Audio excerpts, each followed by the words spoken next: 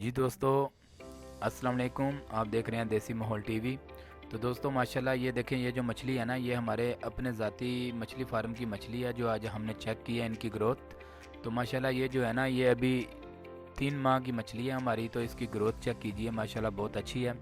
तो दोस्तों हम मज़ीद आपको बताएंगे कि इसकी खुराक क्या है और इसको किस तरह पालना चाहिए, और इसमें अगर किसी का कोई नुकसान हो रहा हो तो उसकी हिफाजत के लिए कौन सी मेडिसिन इस्तेमाल करनी चाहिए। तो दोस्तों उससे पहले कि जो मेरे चैनल पे नए हैं और जिन्होंने मेरे चैनल को सब्सक्राइब नहीं किया, तो प्लीज़ वो सबसे पहले मेरे चैनल को सब्सक्राइब कर लें और साथ ही साथ बेल का बटन भी दबा दें। तो दोस्तों चलिए माशाल्लाह आज हम आप लोगों को दिखाते हैं ये मछली का शिकार और मछली कैसे पकड़ी और क्या हमारे फार्म की सूरत हाल है। तो चलिए वीडियो शुरू करते हैं।